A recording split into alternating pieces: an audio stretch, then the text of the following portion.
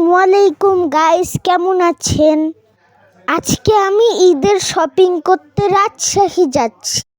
আমি এখন বাসা থেকে বের হয়ে স্টেশনে যাচ্ছি ভ্যান ধরে। অনেক দিন পর দাদির বাসায় এসে আমার খুব ভালো লাগছে। দেখতে দেখতে ফাইনালি আমি স্টেশনে চলে আসলাম। এখন আমি স্টেশনের ভিতরে যাচ্ছি। যে দেখি ট্রেন আমাদের জন্য দাঁড়িয়ে আছে। অনেক দিন পর আমি রাজশাহী যাব, তাই আমি খুশি হয়ে গেছিলাম। তারপরে আমরা ট্রেনে উঠে গেলাম। অনেক দিন পর জানলার দিকে বসে ভালো লাগছে। বাহিরের অপরূপ সৌন্দর্য দেখতে দেখতে আমি রাজশাহী যাচ্ছি আর ভাবছি যে আল্লাহর সৃষ্টি অপরূপ সুন্দর। বাহিরে ধুলা ছিল, তাই আমি সানগ্লাস পরে নিয়েছি।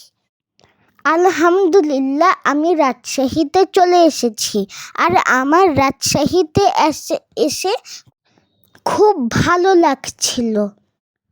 তারপর আমরা রিক্সাতে উঠে পড়ি আর রাজশাহীর সুন্দর সুন্দর রাস্তা দেখতে দেখতে বাড়িতে যাচ্ছি। অনেক দিন পর রাজশাহীতে এসে মনে হচ্ছিল সব কিছু পাল্টিয়ে গেছে। তারপরে আমি আমার ফুপির বাসায় চলে আসি আর আমি অনেক খুশি হয়ে গেছিলাম। অনেক দিন পর আমি এই বাসাটাকে দেখছি, তাই আমার খুবই খুশি লাগছে। তারপরে আমি দৌড় দিয়ে সিঁড়ি ধরে উপরে যাচ্ছিলাম। তারপরে দরজা খুলেই আমি আমার ফুপিকে জড়িয়ে ধরি।